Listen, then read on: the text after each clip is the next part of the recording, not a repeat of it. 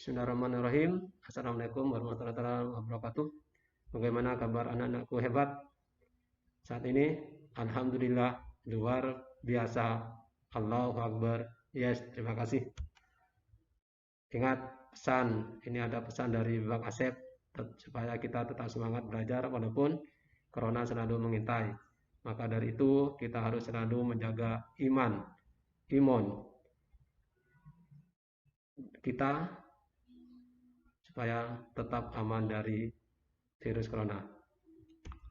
Oke, selanjutnya mata pelajaran kita pada saat ini adalah matematika. Untuk materi pelajaran adalah bilangan pecahan. Tujuan dari pembelajaran saat ini adalah yang pertama, siswa dapat menyebutkan unsur-unsur pecahan. Kemudian yang kedua, siswa dapat menunjukkan bentuk pecahan dari suatu gambar. Baiklah, untuk memahami materi saat ini, kita lanjut ke pembahasan. Yang pertama adalah bilangan pecahan. Bilangan pecahan adalah bilangan yang dinyatakan sebagai A per B dengan A dan B adalah bilangan bulat dan B tidak sama dengan 0. Artinya pecahan di sini terbentuk karena adanya dua unsur, yaitu unsur-unsur di dalam sebuah pecahan itu yang pertama ada pembilang dan yang kedua ada penyebut. Maka suatu bilangan dikatakan pecahan apabila ada pembilang dan ada penyebut. Untuk memahami kedudukannya dari pembilang dan penyebut ini, marilah kita amati contoh berikut ini. Contoh yang pertama, ini dibaca 2/3. Dibaca 2/3. 2 dan 3 di sini memiliki kedudukan masing-masing. Yang pertama, kedudukan untuk 2 itu merupakan pembilang dan 3 kedudukannya sebagai penyebut. Kemudian contoh yang kedua, ini dibaca 3/6. Kedudukan dari 3 itu adalah pembilang.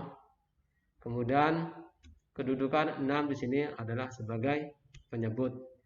Makanya ingat kembali pada unsur pembilang, unsur dari pecahan tadi bahwasanya ada dua, yaitu pembilang dan penyebut. Kemudian selanjutnya mari kita amati gambar. Yang pertama, ini ada gambar apel, di mana gambar apel ini semula utuh, kemudian tiba-tiba ada ulat yang memakannya dan terpotong menjadi dua bagian atau terpecah atau terbelah menjadi dua bagian.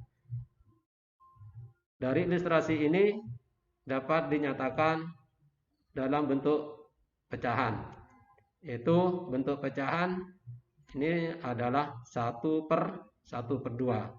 Itu yang mengapa dikatakan 1/2, karena semula apel ini utuh, yaitu bentuknya 1, setelah dimakan ulat menjadi 2 bagian, maka ini dinyatakan 1/2.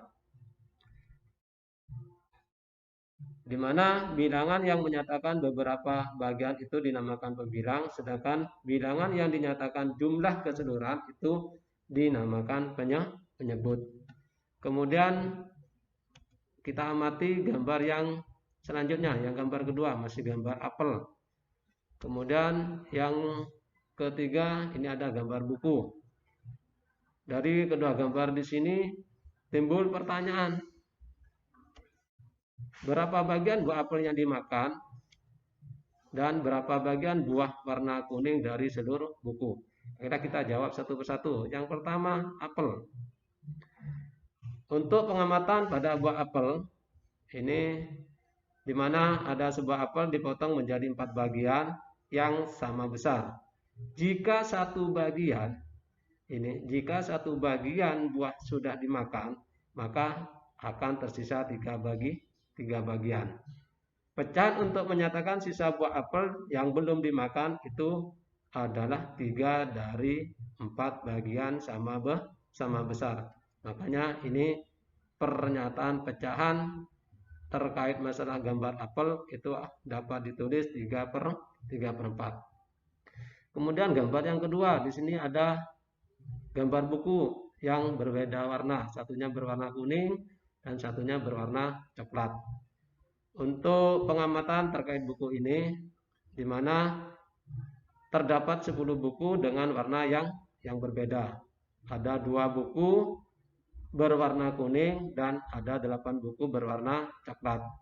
Sedangkan total keseluruhan jumlah dari buku ini adalah 10 buku. Pecahan untuk menyatakan bagian dari buku kuning dari seluruh buku adalah 2 dari 10 bagian. Nah, pernyataannya ini dalam sebuah pecahan /10. Kalau misalnya dibalik warna yang coklat, itu berarti 8/10.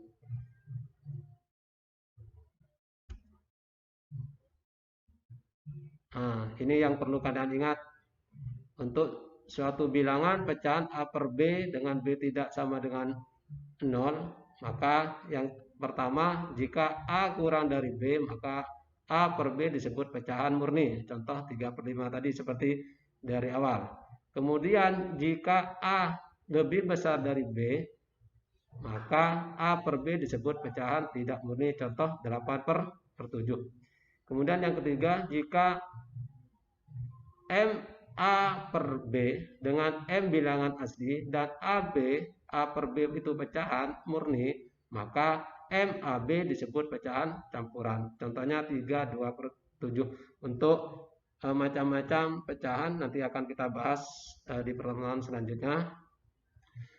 Baiklah anak-anakku sekalian, inilah yang bisa Bapak sampaikan. Semoga materi ini bisa diterima dan nanti apabila ada pertanyaan silakan disampaikan di grup WA. Terima kasih. Jangan lupa pesan Bang Asep supaya kita tetap semangat. Semoga bermanfaat. Amin. Allahumma amin. Wa akhiran ihdinas siratal mustaqim. Assalamualaikum warahmatullahi wabarakatuh.